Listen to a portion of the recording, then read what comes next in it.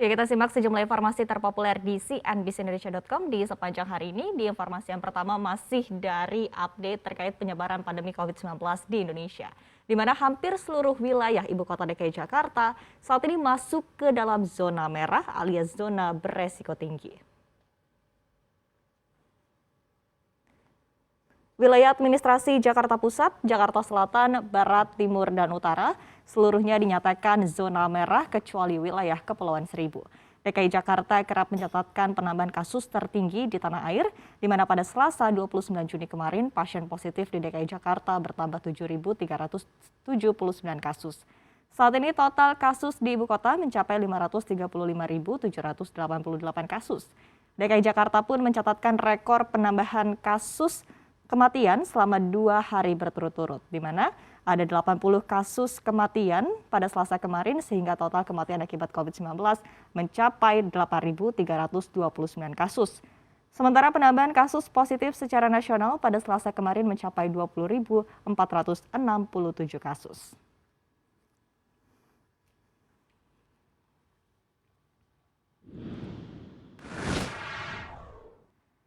Ya, memang kasus positif COVID-19 terus merajalela di Indonesia dan ini diwarnai oleh beberapa varian baru yang penularannya disebut-sebut cukup cepat. Nah, sebut saja ada varian Delta atau B16172 yang pertama kali ditemukan di India, atau varian Lambda ataupun juga C37 yang juga perlu diantisipasi. Nah, namun rupanya WHO mengklaim ada cara ampuh untuk menangkal penularan varian virus ini. Menurut Organisasi Kesehatan Dunia atau WHO, cara paling efektif dalam menangkal penyebaran varian virus COVID-19 jenis ini adalah menggunakan masker. Namun bukan sembarang masker, Pusat Pengendalian Pencegahan Penyakit Amerika Serikat atau CDC menyebutkan masker rangkap lebih efektif menyaring partikel udara. CDC menyarankan lapisan pertama menggunakan masker medis, sementara lapisan kedua bisa menggunakan masker kain untuk menambah keketatan masker. Hal ini dinilai CDC lebih efektif ketimbang 2 masker medis sekaligus, dikarenakan masker medis tidak dirancang untuk menutupi wajah dengan ketat.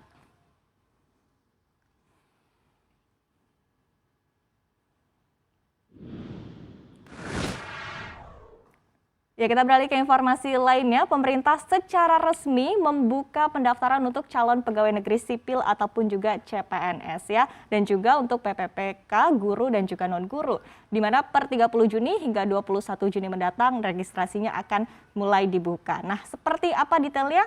Kita simak berikut ini. Pendaftaran hanya berlaku dengan portal sistem seleksi calon ASN atau SSC ASN sehingga akan mempermudah peserta dalam melakukan proses secara online. Nantinya akan ada 3 pilihan yang tersedia yaitu CPNS, calon PPPK, guru, dan calon PPPK non-guru.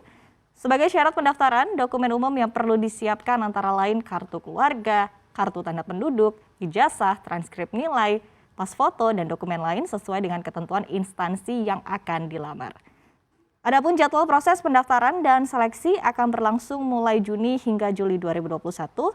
Pengumuman hasil seleksi administrasi akan berlangsung pada 28 hingga 29 Juli dan akan dilanjutkan dengan masa sanggah. Berikutnya pelaksanaan SKD dan seleksi kompetisi PPPK non-guru dan SKB akan berlangsung dari Agustus hingga November. Pengumuman kelulusan akan dilakukan pada tanggal 18 hingga 19 Desember 2021 dan akan diikuti dengan masa sanggah dan terakhir usul penetapan akan dilakukan pada Januari hingga Februari 2022.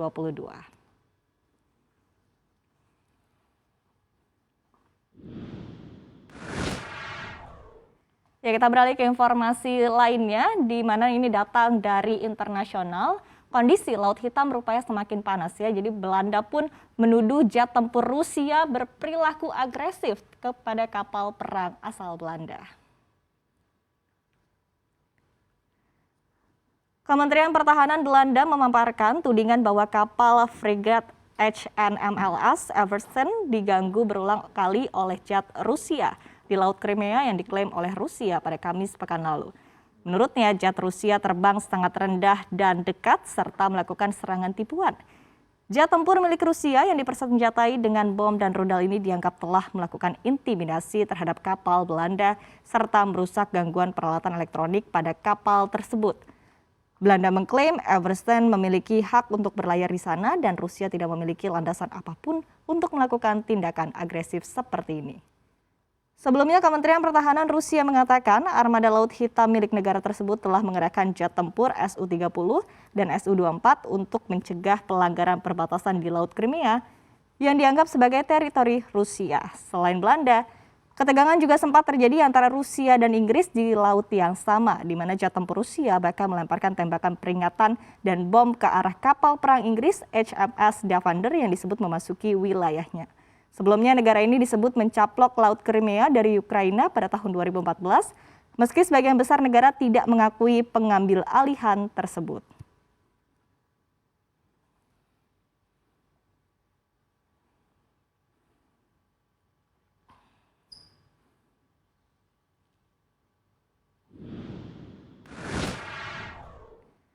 Ya, demikian tadi sejumlah informasi terpopuler di cnbcindonesia.com di sepanjang hari ini. Dan